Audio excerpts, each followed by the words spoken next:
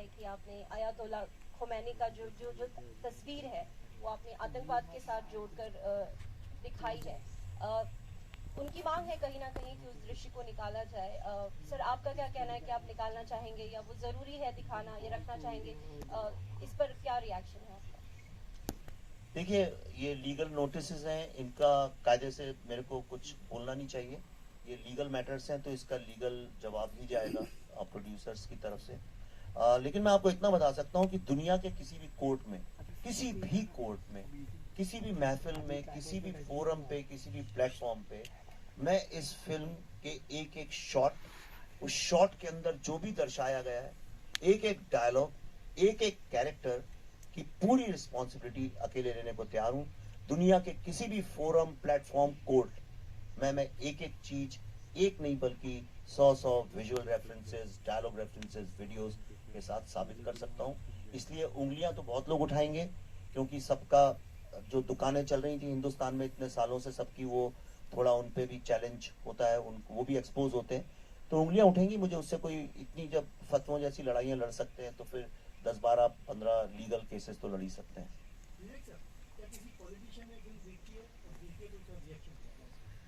अभी तक सिर्फ अमेरिका के पॉलिटिशियंस ने देखी है, डेमोक्रेट्स ने भी देखी है और रिपब्लिकन्स ने भी देखी है।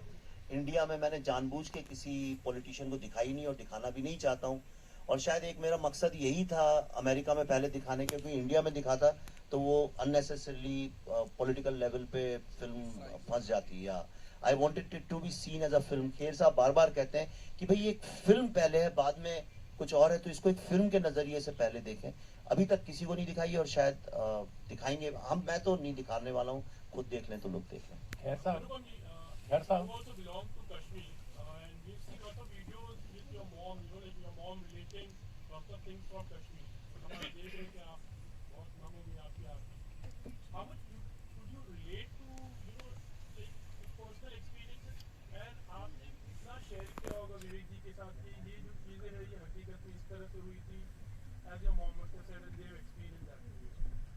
Before that, I want to say that just because the film is based on true events and research does not mean that it was easy to direct and write this film. उसके लिए you need to be a brilliant director and brilliant writer. So बहुत सारी फिल्में आप आजकल तो 80% फिल्मों में पहले आ जाता है सत्य पर आधारित फिल्म, तो उसके बाद बुरा आप बोलते हैं कि बकवास फिल्म। तो जरूरी नहीं कि सत्य पर आधारित जो फिल्म है वो बहुत कमाल की ही होगी भाई। तो इसलिए जहां तक मेरी बात है कि इतना इन्होंने रिसर्च किया था that I was mesmerised and very impressed.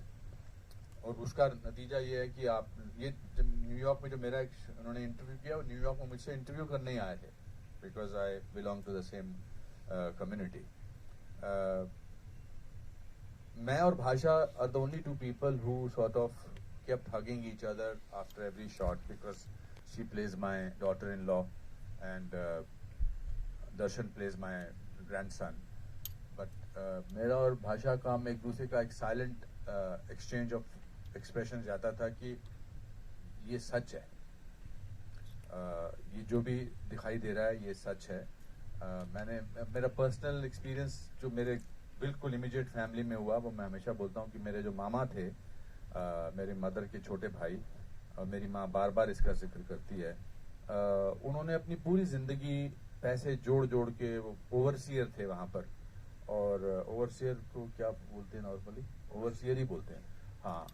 तो because overseer is a very typical small town word. तो वो इंजीनियर से जो छोटे होते हैं उनको ओवरसियर बोलते हैं। तो उन्होंने बड़े मुश्किल से पैसे कमा के, उनका एक सपना था कि कश्मीर में श्रीनगर में अपना एक घर बनाएंगे। तो उन्होंने वो घर जैसे तैसे 86, 85, 87 में बना लिया और बड़े खुश थे कि अपना उनका एक घर था। और जैसे ही उन्होंने घर बनाया उसके कुछ 6-7 महीने बाद ये थ्रेट्स आनी शुरू हो गई कि आप निकलो यहाँ से। एंड फिर ऐसी थ्रेट्स आई कि भाई हमने आपके पड़ोसी को मार दिया है, उसकी लाश वहां पड़ी है, अब अगर आप अगले कुछ दिनों में नहीं छोड़ेंगे तो हम फिर आपकी लाश किसी और के घर पर होगी। सो एक रात को एक फिएट गाड़ी में जितना सामान वो डाल सकते थे, जिंदगी भर की पूंजी, एक फिएट गाड़ी में 4 उनके खुद के अपने सदस्य थे, बेटा बेटी उनकी बीवी, और वो वहां से निकल गए और दिल्ली में जाकर कहीं वो सेटल हो गए, और उनका सदमा उनको इतना गहरा पड़ा कि he died after couple of years or 3 years.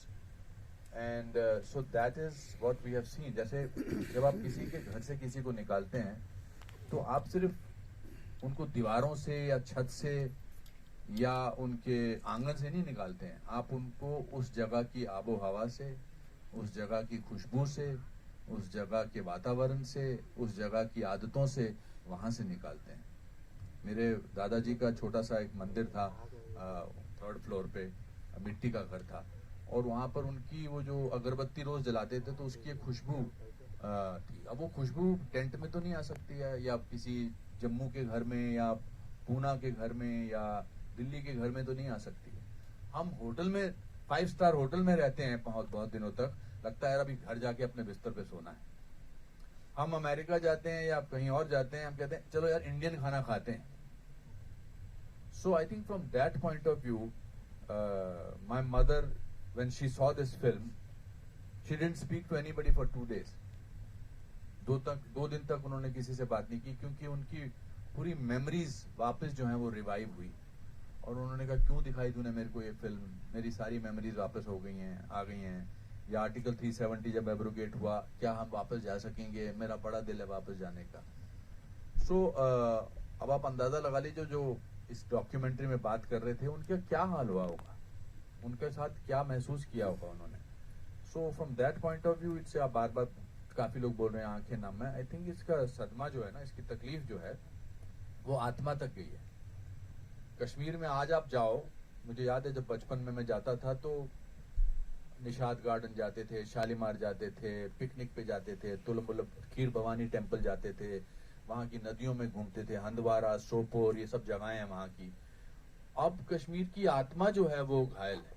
अब वहां बाब वायस नजर आती हैं, सुनसान इलाका है, कुछ अजीब सा वातावरण है। So this film will not only revive those memories for millions of people, पर शायद कुछ लोगों के घाव भी भरेंगे। And we are all guilty of not talking about it for 32 years। ऐसा हाँ जी पन्नू साहब। आमतौर